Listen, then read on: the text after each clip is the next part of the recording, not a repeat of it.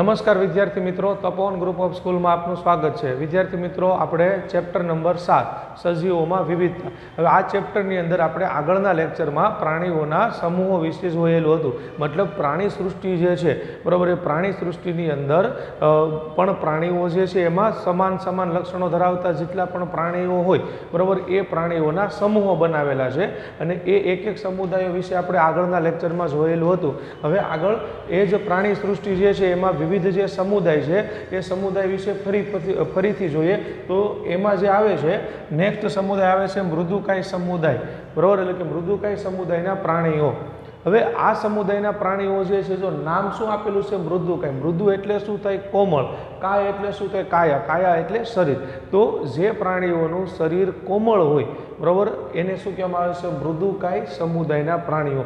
તો આ સમુદાયના પ્રાણીઓના લક્ષણો શું છે, તો પહેલું કે આ પ્રાણીઓ જે છે દ્વિપાર્શ્વ સમમિતિ ધરાવે છે। દ્વિપાર્શ્વ સમમિતિનો મતલબ શું થશે, પ્રાણીનું શરીર ડાબી જમણી બંને બાજુથી એક સમાન રીતે વિકસિત હોય છે। બીજું, શરીર ગુહાની વાત કરીએ તો શરીર ગુહા જે છે એ કેવી હોય છે, નાની હોય છે। મતલબ શરીરનું અંદરનું જે પોલાણ હોય એ પોલાણ કેવું હશે, નાનું હશે। ખંડનની વાત કરીએ તો આ પ્રાણીઓનું શરીર જે છે એ થોડું એવું ખંડન દર્શાવે। જો આપણે આગળ સંધિપાદ સમુદાયના પ્રાણીઓ અને નુપુરક સમુદાયના પ્રાણીઓની વાત કરેલી હતી તો એ પ્રાણીઓનું શરીર જે છે ખંડોયુક્ત હોય છે। મતલબ શરીર જે છે નાના ખંડોમાં વહેંચાયેલું હોય છે। જ્યારે આ સમુદાયના પ્રાણીઓ જે છે એ પ્રાણીઓનું શરીર જે છે એ ખંડન દર્શાવે છે, પણ કેવું ખૂબ જ ઓછું। મતલબ આ પ્રાણીઓનું શરીરમાં ખંડો જોવા મળે પણ ખૂબ જ ઓછા એવા। બીજું, આ પ્રાણીઓ જે છે કોમળ શરીર ધરાવતા હોવાના કારણે મોટા ભાગના પ્રાણીઓના કવચ જોવા મળશે। મતલબ જો આ પ્રાણીઓનું શરીર કોમળ હોય છે, હવે ત્વચા કોમળ હોય, શરીર કોમળ હોય તો એનાથી શું થાય છે, બાહ્ય કોઈ પર્યાવરણીય પદાર્થથી એના શરીરને નુકસાન થવાની શક્યતા રહેલી હોય છે। એટલા માટે આ પ્રાણીઓનું જે શરીર હોય એ શરીરની ફરતે શું આવે છે, કડક આવરણ એટલે કે કડક કવચ જોવા મળે છે। બીજું, આ પ્રાણીઓમાં પરિવહન તંત્ર મતલબ રુધિરનું વહન કરતું જે તંત્ર છે એ તંત્ર કેવું જોવા મળે છે, ખુલ્લા પ્રકારનું એટલે કે ખુલ્લું પરિવહન તંત્ર જે છે એ જોવા મળે છે। ઉત્સર્જન તંત્રની વાત કરીએ તો ઉત્સર્જન કાર્ય માટે મૂત્રપિંડની રચના જોવા મળે છે। ઉત્સર્જન એટલે કરવું એટલે શું થાય, તો શરીરમાંથી નકામા અથવા તો હાનિકારક દ્રવ્યોને શરીરની બહાર નિકાલ કરવાની ક્રિયા એટલે એને શું કહેવામાં આવે છે, ઉત્સર્જન કહેવામાં આવે છે। અને શરીરમાં રહેલા નકામા પદાર્થોને બહાર કાઢવા માટે જે તંત્ર આવેલું છે તે તંત્રને શું કહેવામાં આવે છે, ઉત્સર્જન તંત્ર કહેવાય। તો અહીંયા ઉત્સર્જન કાર્ય માટે એના શરીરમાં શું આવેલું હોય છે, મૂત્રપિંડ જેવી રચના આવેલી હોય છે। બીજું, પ્રચલન એટલે કે એક જગ્યાએથી બીજી જગ્યાએ જવા માટે એ શાનો ઉપયોગ કરે છે, મૃદુ પગ। મૃદુ પગ એટલે કોમળ પગ બરાબર, તો એ મૃદુ પગની મદદથી એ પ્રચલન કરી શકે છે। જો અહીંયા ઉદાહરણ આપેલા છે જેમ કે કાઇટોન, ત્યાર પછી છીપલું છે, પાયલા બરાબર એટલે કે શંખ જેવા આવે, અને ઓક્ટોપસ। તો અહીંયા તમે જોઈ શકો છો આ ઓક્ટોપસ જે છે આ સૂત્રાંગ જેવી જે રચના દેખાય એ શું છે, એના મૃદુ પગ। આ સજીવો આપણે ક્યાં જોવા મળે છે, દરિયાની અંદર અથવા તો પાણીની અંદર વસવાટ કરતા સજીવો છે। ખ્યાલ આવી ગયો। તો આ મૃદુકાય સમુદાય જે છે શા માટે મૃદુકાય કહેવાય છે, કોમળ શરીર હોવાના કારણે એને શું કહેવાય છે, મૃદુકાય કહેવામાં આવે છે બરાબર। શરીર જે છે કેવું હોય છે, દ્વિપાર્શ્વ સમમિતિ ડાબી જમણી બાજુ સરખી રચના ધરાવે છે। દેહ ગુહા કેવી હશે, નાની હોય છે, મતલબ શરીરની અંદરનું પોલાણ જે છે નાનું હોય છે। ખાસ બાબત કઈ છે, ઉત્સર્જન કાર્ય માટે આ પ્રાણીઓની અંદર મૂત્રપિંડની હાજરી જે છે એ જોવા મળે છે। અને પ્રચલન માટે પ્રાણીઓ શાનો ઉપયોગ કરે છે, મૃદુ પગ એટલે કે કોમળ પગનો ઉપયોગ કરે છે। ત્યારબાદ આગળ વાત કરીએ સ્થૂળ ત્વચી સમુદાયના પ્રાણીઓ। હવે જો ત્યારબાદ નેક્સ્ટ જે સ્થૂળ ત્વચી સમુદાયના પ્રાણીઓ છે, આ પ્રાણીઓની ત્વચા જો આમાં નામ ઉપર જ આવે છે, સ્થૂળ એટલે શું થાય, કાંટા, ત્વચી એટલે કાંટાયુક્ત ત્વચા એવું કહી શકાય। તો આ પ્રાણીઓની ત્વચા કાંટા જેવી સૂળ ધરાવતી રચનાઓથી આચ્છાદિત એટલે કે એનાથી ઘેરાયેલી હોવાથી આ સમુદાયના પ્રાણીઓને શું કહેવામાં આવે છે, સ્થૂળ ત્વચી સમુદાયના પ્રાણીઓ। મતલબ આ સ્થૂળ ત્વચી સમુદાયમાં જે પ્રાણીઓ આવે છે એ પ્રાણીઓની જે ત્વચા છે એ ત્વચા ઉપર શું જોવા મળે છે, સૂળ એટલે કે કાંટાઓ। એટલા માટે એને શું કહેવામાં આવે છે, સ્થૂળ ત્વચી સમુદાયના પ્રાણીઓ। આ પ્રાણીઓના લક્ષણોની વાત કરીએ તો આ દરિયાઈ મુક્તજીવી પ્રાણીઓ છે। મુક્તજીવી પ્રાણીનો મતલબ શું થાય છે, અન્ય કોઈ પ્રાણી ઉપર સામાન્ય રીતે આધાર રાખતા નથી, સહજીવન દર્શાવતા નથી। એટલા માટે આ પ્રાણીઓને કેવા કહેવામાં આવે છે, મુક્તજીવી પ્રાણીઓ કહેવામાં આવે છે। મતલબ એકાંત વસવાટમાં જોવા મળે છે। બીજું, આ પ્રાણીઓ ત્રિગર્ભ સ્તરીય છે, શરીર જે છે એ 3 સ્તર ધરાવે છે, શરીર ગુહાયુક્ત પ્રાણીઓ છે, મતલબ શરીરમાં શરીર ગુહા જોવા મળે છે, પોલાણ જોવા મળે છે, બરાબર. વિશિષ્ટ તંત્ર, તો આ પ્રાણીઓના પ્રચલનમાં સહાયક વિશિષ્ટ પ્રકારનું તંત્ર એટલે કયું જલ પરિવહન નલિકા તંત્ર જોવા મળે છે. મતલબ આ પ્રાણીઓમાં જલ પરિવહન તંત્ર, આ ઉપરાંત નલિકા તંત્ર એટલે કે પાણી ખોરાક જે છે તેનું વહન કરવા માટે નલિકા તંત્રની રચના જે છે જોવા મળે છે. બીજું બાહ્ય કંકાલ, મતલબ બહારનું આવરણ જે છે તો બાહ્ય કંકાલ જે છે એનું બનેલું હોય છે કેલ્શિયમ કાર્બોનેટનું સખત કંકાલ અને એના ઉપર શું આવેલા હોય છે? સૂળ. સૂળ એટલે કાંટાઓ જે છે આવેલા હોય છે. મતલબ પ્રાણીઓના શરીરનું બહારનું આવરણ જે છે કેલ્શિયમ કાર્બોનેટનું અને સખત કેલ્શિયમ કાર્બોનેટનું બનેલું હોય અને બીજું શું આવેલું હોય છે તેમાં કાંટા જેવી રચના હોય છે, એટલા માટે એને શું કહેવામાં આવે છે? સ્થૂળ ત્વચી પ્રાણીઓ કહેવામાં આવે છે, બરાબર. ઉદાહરણ તરીકે બરડ તારા, ત્યારબાદ સમુદ્ર કાકડી, સાગર ગોટા અને સમુદ્ર તારા, આ બધા આ પ્રાણીઓ જે છે એનો સમાવેશ કેમાં થાય છે? સ્થૂળ ત્વચી સમુદાયમાં થાય છે. અહીંયા તમે જોઈ શકો આ સાગર ગોટા છે તો એના શરીર ઉપર સૂળ એટલે કે કાંટા જેવી રચના જોવા મળે છે. સમુદ્ર તારા છે, બરાબર, તો તેના શરીર ઉપર પણ સૂક્ષ્મ સૂળ જેવી રચનાઓ જે છે જોવા મળે છે. મતલબ જે પ્રાણીઓને ત્વચા ઉપર સૂળ એટલે કે કાંટા જેવી રચના જોવા મળતી હોય એનો સમાવેશ કેમાં થશે? સ્થૂળ ત્વચી સમુદાયની અંદર થશે. ખ્યાલ આવી ગયો? આ પ્રાણીઓ ક્યાં જોવા મળશે? દરિયાની અંદર વસવાટ કરતા પ્રાણીઓ છે. શરીર કેટલા સ્તરનું બનેલું છે? 3, એટલા માટે એને શું કહેવામાં આવે છે? ત્રિગર્ભ સ્તરીય. બીજું શરીર ગુહાયુક્ત પ્રાણીઓ છે, મતલબ પ્રાણીઓમાં શરીર ગુહા જે છે એ જોવા મળે છે, બરાબર. શરીરની અંદર સાચી ગુહા, એની અંદર અંગોની હાજરી જોવા મળે છે. બીજું વિશિષ્ટ પ્રકારનું જલ પરિવહન નલિકા તંત્ર પણ જોવા મળે છે. તો આ વાત કરીએ આપણે સ્થૂળ ત્વચી સમુદાય પ્રાણીઓ. ત્યારબાદ આવે છે હવે મેરુદંડ. હવે જો મેરુદંડની માહિતી આપી અને પ્રાથમિક મેરુદંડી પ્રાણીઓના લક્ષણો આપો. હવે જો આ જેમ જેમ આપણે આગળ જઈશું ને એમ એમ શું થતું જશે? અપગ્રેડ થયેલા સમુદાયના પ્રાણીઓ, મતલબ એમાં કંઈક ને કંઈક નવીનતા જે છે આવતી જશે, બરાબર. આપણે સૌથી પહેલું જે સમુદાય જોયો તો તે પ્રાથમિક કક્ષાના પ્રાણીઓ હતા. હવે જેમ જેમ આગળ જઈશું એમ કેવા પ્રાણીઓનો અભ્યાસ કરવાનો છે? આપણે ઉચ્ચ કક્ષા તરફ જઈશું અને જેમ જેમ આપણે ઉચ્ચ કક્ષા તરફ અભ્યાસ કરશું, બરાબર, એમ એમ શું થતું જશે? નવા નવા અંગો જે છે એનો ઉમેરો થતો જશે. ખ્યાલ આવી ગયો? એટલે આ જે પ્રાણી સૃષ્ટિ છે એ પ્રાણી સૃષ્ટિની અંદર જેટલા પણ એક સરખા ગુણધર્મો ધરાવતા સજીવો છે એને આપણે શું કરેલા છે? અલગ અલગ જૂથ બનાવેલા છે અને એ અલગ અલગ જૂથનો આપણે શું કરીએ છીએ? ત્યારે અભ્યાસ કરીએ છીએ. હવે આ અલગ અલગ જૂથનો અભ્યાસ કરવાથી ફાયદો શું થશે? એ જૂથમાંથી તમે કોઈ પણ એક પ્રાણીનું લક્ષણ જાણતા હોય તો તમને બીજા બધા પ્રાણીઓના લક્ષણ વિશે પણ થોડી ઘણી ખબર પડી જાય. દાખલા તરીકે આપણે હમણાં સ્થૂળ ત્વચી સમુદાયની વાત કરી તો સ્થૂળ ત્વચી સમુદાયમાં કોણ આવે?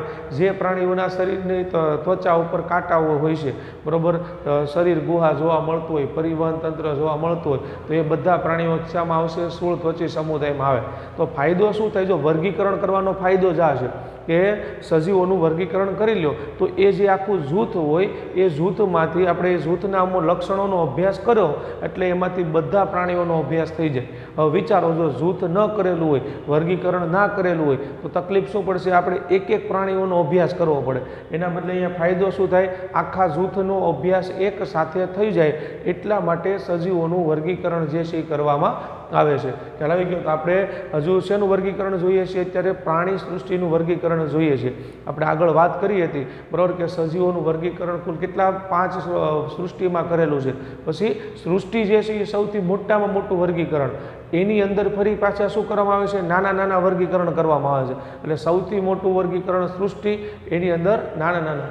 તો હવે આપણે નેક્સ્ટ વર્ગીકરણ જોઈશું મેરુદંડી સમુદાયના પ્રાણીઓ, બરાબર. તો મેરુદંડની માહિતી આપી અને પ્રાથમિક મેરુદંડી પ્રાણીઓના લક્ષણો.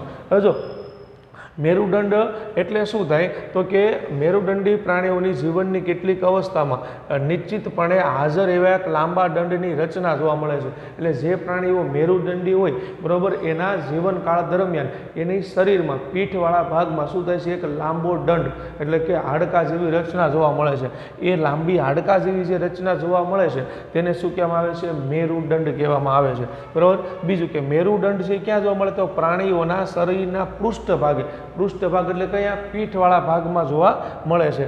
બીજું એનું કાર્ય શું હોય છે, ચેતાપેશીને અન્ન માર્ગથી અલગ કરે। હવે જો મેરુદંડ જે છે એનું મેઇન કામ શું હોય છે, ચેતાપેશીને રક્ષણ આપવાનું કામ કરે છે। તો આપણું જે પાચન માર્ગ છે અને ચેતાપેશી જે છે એ બંનેને અલગ કરવાનું કાર્ય જે છે એ કોણ કરે છે, મેરુદંડ કરે છે। કારણ કે ચેતાપેશી જે છે ક્યાંથી ઉત્પન્ન થાય છે, મગજમાંથી ઉત્પન્ન થાય છે અને શરીરના દરેક ભાગ સુધી લંબાયેલી હોય। તો મેરુદંડ જે છે ત્યાં ચેતાપેશીઓનો સમૂહ હોય તો એ ચેતાપેશીઓ અને અન્ન માર્ગ જે છે એ મેરુદંડ વડે શું થાય છે, અલગ પડે છે। બીજું મેરુદંડ જે છે શરીરના સ્નાયુઓને જોડાણ સ્થાન આપે છે। દાખલા તરીકે આપણી વાત કરીએ તો આપણી પીઠમાં કરોડ સ્તંભ છે તો એ કરોડ સ્તંભ સાથે શરીરના બધા સ્નાયુઓ જે છે એ જોડાયેલા હોય છે। એટલે મેરુદંડ જે છે એ સ્નાયુઓને જોડાણ સ્થાન આપે છે। તેનાથી શું થાય છે, પ્રચલન જે છે એ સરળતાથી થઈ શકે છે। મતલબ એનાથી વ્યવસ્થિત રીતે હલનચલન સજીવો કરી શકે। તો મેરુદંડ જે છે, પ્રાથમિક મેરુદંડ, એમાં પ્રાણીઓના લક્ષણો શું છે, તો કે આ પ્રાણીઓ દરિયાઈ પ્રાણીઓ છે। પ્રાથમિક મેરુદંડ ધરાવતા પ્રાણીઓ ક્યાં જોવા મળે છે, દરિયામાં। શરીર જે છે કેવું હોય છે, ત્રિગર્ભ સ્તરીય 3 સ્તર ધરાવતું હોય છે। દેહ ગુહાયુક્ત છે, બરાબર, એટલે કે શરીરમાં જે છે ગુહા, પોલાણની હાજરી જોવા મળે છે। દ્વિપાર્શ્વ સમમિતિ ધરાવે છે। દ્વિપાર્શ્વ સમમિતિનો મતલબ શું થશે, શરીર જે છે ડાબી જમણી બંને બાજુ સરખી રીતે વહેંચાયેલું હોય છે।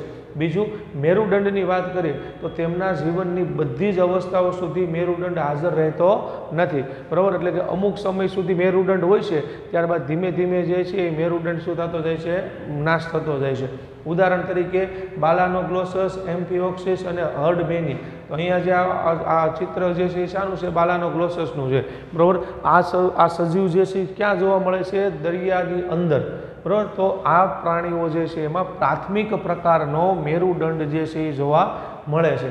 કે મેરુદંડનો મુખ્ય ફાયદો શું છે, શરીરના દરેક સ્નાયુઓને જોડાણ આપવાનું કાર્ય કરે છે, પછી અન્ન માર્ગ અને ચેતાપેશીને અલગ રાખવાનું કાર્ય કરે છે અને સજીવો જે છે એ સરળતાથી પ્રચલન કરી શકે છે, બરાબર। તો આ વાત કરી આપણે શાની, મેરુદંડની। હવે આગળ વાત કરીશું પૃષ્ઠવંશી પ્રાણીઓ। હવે જો મેરુદંડ પ્રાણીઓ જે છે ને એ આગળ જતા વિકાસ પામતા ગયા અને એમાંથી નવી જાતિના સજીવો બન્યા અને એને શું કહેવામાં આવે છે, પૃષ્ઠવંશી સજીવો કહેવામાં આવે છે। તો આપણે પૃષ્ઠવંશી પ્રાણીઓના લક્ષણોની વાત કરીએ તો પૃષ્ઠવંશી પ્રાણીઓ જે છે એમાં સાચો મેરુદંડ શું કામ કીધું, આગળ જે મેરુદંડ સમુદાયના પ્રાણીઓ હતા એમાં પ્રોબ્લેમ શું હતો, એ સજીવોમાં મેરુદંડ જે છે આજીવન રહેતો નથી। જ્યારે આ પ્રાણીઓ જે છે તેમાં મેરુદંડ સાચો એટલે કે આજીવન મેરુદંડ જોવા મળે છે। તેમજ અંતઃકંકાલ મતલબ શરીરની અંદર કંકાલ તંત્ર જે છે આવેલું હોય છે। ઉદાહરણ તરીકે આપણે છીએ તો આપણે પૃષ્ઠવંશી પ્રાણીઓમાં આવીએ, મનુષ્ય, બરાબર। તો આપણા શરીરમાં જો મેરુદંડ એટલે કે કરોડ સ્તંભ પાછળ જોવા મળે છે। બીજું અંતઃકંકાલ એટલે શરીરની અંદર હાડકાઓની હાજરી હોય છે। ચાલો, તો મનુષ્ય જે છે એ પૃષ્ઠવંશી પ્રાણીમાં આવે। તો પૃષ્ઠવંશી પ્રાણીઓ જે છે એમાં સાચો મેરુદંડ, અંતઃકંકાલ ધરાવે છે। બીજું પ્રચલનમાં મદદરૂપ સ્નાયુ થાય। બીજું કંકાલ સાથે જોડાયેલા હોય છે, એટલે મેરુદંડ જે છે એ પ્રચલનમાં શું કરે છે, મદદરૂપ થાય છે, બરાબર, સ્નાયુઓ સાથે જોડાણ દર્શાવે છે। બીજું આ પ્રાણીઓમાં પેશી તેમજ અંગોનું જટિલ કક્ષાએ વિભેદન જોવા મળે છે। મતલબ આ જે પૃષ્ઠવંશી પ્રાણીઓ છે એ પૃષ્ઠવંશી પ્રાણીઓમાં જટિલ અંગો આવેલા હોય છે। દાખલા તરીકે મનુષ્ય, ઘણા બધા આવે પણ આપણે ઉદાહરણ મનુષ્યનું લઈએ તો મનુષ્યમાં તો ઘણા જટિલ અંગો છે, જેમ કે આંખ, મગજ, નાક, કાન, આ બધા અંગો કેવા છે, જટિલ અંગો છે। તો પૃષ્ઠવંશી પ્રાણીઓ જે છે એમાં અંગોનું જટિલ કક્ષીય વિભેદન એટલે કે જટિલ કક્ષાઓમાં અંગો જે છે વહેંચાયેલા હોય છે।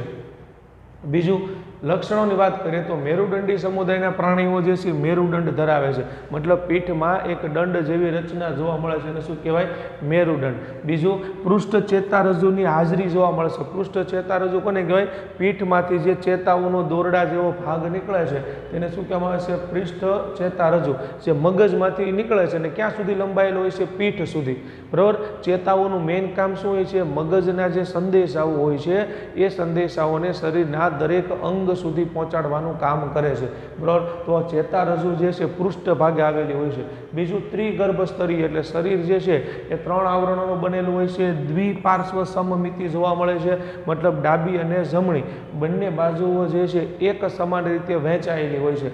બીજું યુગ્મિત ઝાલર કોથળી જોવા મળે છે, એટલે કે ઝાલરની 2 રચના જોવા મળે છે। આ યુગ્મિત ઝાલર કોથળી જે છે એ કેમાં જોવા મળે છે? મત્સ્ય સમુદાયના પ્રાણીઓમાં, બરાબર। આપણામાં ઝાલરની રચના હોતી નથી, આપણામાં શાની રચના હોય છે? ફેફસાની, બરાબર। તો આ જે છે મત્સ્ય વર્ગની વાત કરે છે। બીજું દેહ કોષ્ઠની હાજરી, મતલબ શરીર ગુહા જે છે એની હાજરી જોવા મળે છે, મતલબ શરીરની અંદર પોલાણ જે છે જોવા મળે છે।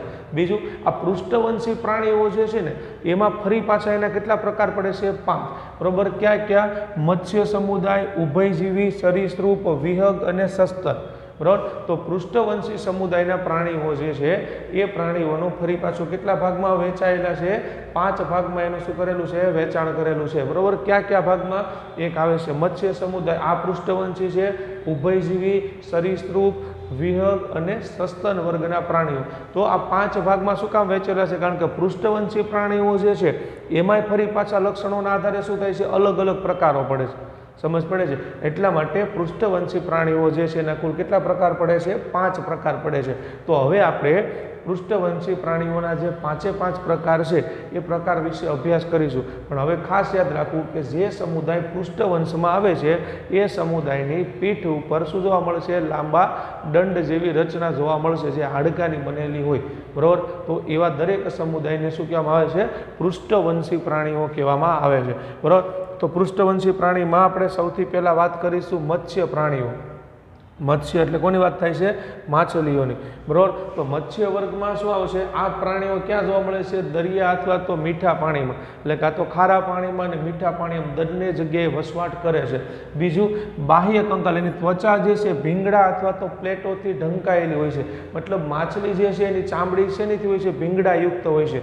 દાખલા તરીકે જો માછલી છે તો એની ત્વચા ઉપર શું આવેલા હોય છે? નાના નાના ભીંગડાઓ જે છે આવેલા હોય છે।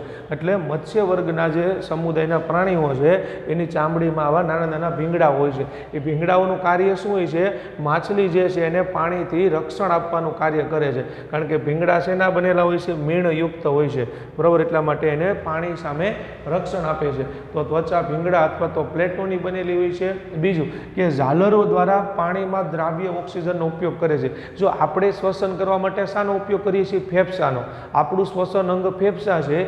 એવી જ રીતે મત્સ્ય વર્ગ સમુદાયના પ્રાણીઓ જે છે એ ઓક્સિજન જે છે પાણીમાં દ્રાવ્ય, એ પાણીમાં દ્રાવ્ય ઓક્સિજનનો ઉપયોગ કોની મદદથી કરે છે? ઝાલર રચના। તો આપણામાં શ્વાસ લેવા શ્વસનનું અંગ જેમ ફેફસા છે એવી રીતે માછલીમાં શ્વસન અંગનું નામ શું છે? ઝાલર। બીજું આ પ્રાણીઓનું શરીર ચપટું, રેખીય અથવા તો ત્રાકાકાર હોય છે, એટલે પ્રાણીઓનું શરીર ડાબી જમણી બંને બાજુથી કેવું હોય છે? ચપટું હોય છે। ત્રાકાકાર હોવું એટલે શું થાય? આગળથી સાંકડું, વચ્ચેથી પહોળું અને પાછળથી સાંકડું, એવા આકારને શું કહેવામાં આવે છે? ત્રાક આકાર કહેવામાં આવે છે। તો માછલી જે છે એનું શરીર જોજો આગળથી સાંકડું હોય છે, વચ્ચેથી પહોળું અને પાછળથી કેવું હોય છે? સાંકડું। તો આવા પ્રાણીઓ કેવા કહેવાય છે? ત્રાકાકાર કહેવામાં આવે છે। એનું શરીર કેવું કહેવાય છે? ત્રાક આકારનું કહેવાય। આગળ પ્રચલનની વાત કરીએ તો પાણીમાં તરવા માટે પૂંછડી અને મીન પક્ષનો ઉપયોગ કરે છે। આ સજીવો જે છે પ્રચલન કરવા માટે, એટલે કે એક જગ્યાએથી બીજી જગ્યાએ જવા માટે શાનો ઉપયોગ કરે છે? પૂંછડી અથવા તો મીન પક્ષ જે છે તેનો ઉપયોગ કરે છે। બીજું હૃદયની વાત કરીએ તો મત્સ્ય વર્ગના સમુદાયના જે પ્રાણીઓ છે એના હૃદયમાં એક કર્ણક, એક ક્ષેપકથી બનેલું દ્વિખંડી હૃદય છે। હવે જો આપણી વાત કરીએ ને તો આપણું હૃદય જે છે કુલ કેટલા ખંડનું બનેલું છે? 4 ખંડનું, બરાબર। 4 ખંડમાં શું આવે છે? 2 કર્ણક આવે અને 2 ક્ષેપક આવે। તો મનુષ્યનું હૃદય જે છે ચતુષ્ખંડી છે, જે આપણે ધોરણ 10ની અંદર આવશે ભણવામાં, બરાબર। પણ અહીંયા મત્સ્ય વર્ગ સમુદાયના જે પ્રાણીઓ છે એ પ્રાણીઓનું હૃદય જે છે કેટલા ખંડનું બનેલું છે? 2 ખંડનું। એ 2 ખંડમાં એક કર્ણક આવે છે અને એક શું આવે છે? ક્ષેપક, એટલે એ ખંડોનું નામ છે, બરાબર। આપણું હૃદય 4 ખંડનું બનેલું છે, તો 4 ખંડમાં કયા કયા નામ છે? ડાબું કર્ણક, જમણું કર્ણક, ડાબું ક્ષેપક અને જમણું ક્ષેપક। તો એવી રીતે મત્સ્ય વર્ગ સમુદાયના પ્રાણીઓ છે તેનું હૃદય 2 ખંડનું બનેલું છે, અને એક ખંડ કર્ણક અને એક ખંડ શું છે? ક્ષેપક। બીજું તાપમાનની વાત કરીએ તો તાપમાનના આધારે મત્સ્ય જે છે શીત રુધિરવાળા પ્રાણીઓ છે, મતલબ એનું રુધિર જે છે કેવું હોય છે? ઠંડુ હોય છે। બીજું મોટા ભાગના મત્સ્યો જે છે એ ઈંડા મુક્ત અથવા તો અંડ પ્રસવી પ્રાણીઓ છે, એટલે મોટા ભાગની માછલીઓ જે શું કરે છે, ઈંડાઓ મૂકે છે. ખ્યાલ આવી ગયો. તો મત્સ્ય વર્ગ સમુદાય ક્યાં જોવા મળે છે? દરિયા અથવા તો મીઠા પાણીમાં. ચામડી જે છે એ ત્વચા એની ભીંગડા અથવા તો પ્લેટોથી ઢંકાયેલી હોય છે. બીજું શ્વસન માટે એ શાનો ઉપયોગ કરે છે? ઝાલરોનો. મનુષ્ય શ્વસન માટે શાનો ઉપયોગ કરે છે? ફેફસાનો. એવી રીતે બરાબર. શરીર જે છે એ ત્રાકાકાર હોય છે, એટલે ત્રાકાકાર શરીર એટલે શું આવશે? આગળથી સાંકડું, વચ્ચેથી પહોળું અને પાછળથી કેવું આવશે? સાંકડું. તરવા માટે શાનો ઉપયોગ કરશે? પૂંછડી અથવા તો મીન પક્ષ. બરાબર. એટલે માછલી જે છે એ તરવા માટે મીન પક્ષ ક્યાં હોય છે? આ બંને બાજુ આવેલા છે એને શું કહેવાય? મીન પક્ષ કહેવાય. બરાબર. અને પાછળનો ભાગ જે છે શું આવશે? પૂંછડી. તો મત્સ્ય વર્ગના પ્રાણીઓ જે છે બરાબર એ તરવા માટે આ મીન પક્ષો અને બીજો છે એનો પૃષ્ઠ એટલે કે પૂંછડી જે છે એનો ઉપયોગ કરે છે. હવે મત્સ્ય જે છે માછલીઓ એમાંય ફરી પાછા બે પ્રકાર પડે છે કંકાલના આધારે. કંકાલના આધારે કઈ રીતે બે પ્રકાર પડે છે? તો કે કેટલીક માછલીઓનું અંત કંકાલ જે છે કાસ્થીનું બનેલું છે. હવે જો કાસ્થી એ શું છે? તો એક પ્રકારના નરમ હાડકા ધરાવતી રચના એવું કહી શકીએ. જેમ કે આપણા કાન જે છે તો આપણા કાન કાસ્થીના બનેલા છે. બરાબર. તો માછલીઓ જે છે એમાંથી કેટલીક માછલીઓનું શરીર જે છે એ માત્ર શાનું બનેલું છે? અંત કંકાલ, મતલબ શરીરની અંદર આવેલું કંકાલ એ કાસ્થીનું બનેલું છે. જ્યારે કેટલીક માછલીઓ જે છે એનું અંત કંકાલ એટલે કે અંદરનું કંકાલ શાનું બનેલું છે? અસ્થિનું. અસ્થિ એટલે કે હાડકાઓનું. બરાબર. તો જે માછલીઓનું અંત કંકાલ કાસ્થીનું બનેલું છે એના ઉદાહરણોની વાત કરીએ. બરાબર. અને જે માછલીઓ જે છે અહીંયા આ માછલીઓ છે તો એનું અંત કંકાલ એટલે અંદરનું કંકાલ જે છે એનું બનેલું હોય છે અસ્થિ. અસ્થિ એટલે શું થાય? સખત હાડકું થાય. અને કાસ્થી એટલે આપણે એવું કહી શકીએ કે એક પ્રકારનું નરમ હાડકું. બરાબર. અસ્થિ એટલે સખત હાડકું, કાસ્થી એટલે શું કહી શકાય? નરમ હાડકું કહી શકાય. તો આ બંને પ્રકારની માછલીઓ છે. બરાબર. તો અસ્થિ ધરાવતી માછલીઓ કઈ કઈ છે? એક તો રોહુ, ત્યારબાદ સમુદ્ર ઘોડો, આ ઉપરાંત બીજી કઈ છે? ઉડતી માછલી અને એનાબાસ એટલે કે ફ્લાઇંગ પર્સ. તો આ બધી માછલીઓ જે છે જે ઉદાહરણ છે એ કોના છે?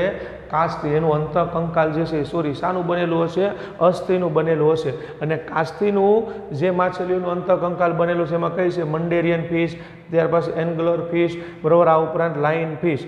આ ઉપરના જે છે એના વૈજ્ઞાનિક નામ છે. બરાબર. આ ઉપરાંત ટોરપેડો, બરાબર, સ્ટિંગરે અને ડોગ ફિશ. તો આ બધી માછલીઓ જે છે એનું અંત કંકાલ કેવું હશે? કાસ્થીનું બનેલું હોય. કાસ્થીનો મતલબ શું થશે? નરમ હાડકાઓનું. બરાબર. એક પ્રકારે એવું કહી શકાય કે જે વળી શકે. અને અસ્થિ જે હોય છે ને કેવું હોય છે? સખત હોય છે. એ વાળવાથી વળી શકતું નથી. તો અસ્થિ અને કાસ્થીમાં ફરક છે. મતલબ આ બધી માછલીઓ જે છે તો એનું શરીર જે છે એ સખત અસ્થિનું બનેલું હશે અને આનું શરીર જે છે એનું બનેલું છે કાસ્થીનું. હવે આગળ ત્યારબાદ મેરુદંડી જે પૃષ્ઠવંશી પ્રાણીઓ જે છે એનો નવો પ્રકાર, નવો સમુદાય આવે છે ઉભયજીવી. હવે ઉભયજીવી પ્રાણીઓની વાત કરીએ તો આ પ્રાણીઓના લક્ષણો અને એની વ્યાખ્યા. તો ઉભયજીવી કોને કહેવાય? તો કે ડિંભા અવસ્થામાં પાણીમાં અને પુખ્ત અવસ્થામાં પાણી અને જમીન બંનેમાં રહી શકતા હોય એવા પ્રાણીઓને શું કહેવામાં આવે છે? ઉભયજીવી પ્રાણીઓ કહે છે. અથવા તો જે પ્રાણીઓ જમીન અને પાણી બંને ઉપર રહી શકતા હોય એ પ્રાણીઓને શું કહેવામાં આવે છે? ઉભયજીવી પ્રાણીઓ કહેવામાં આવે છે. હવે ડિંભા અવસ્થા મતલબ ક્યાંથી વાત કરે છે? જન્મ સમયે એવું તમે કહી શકો.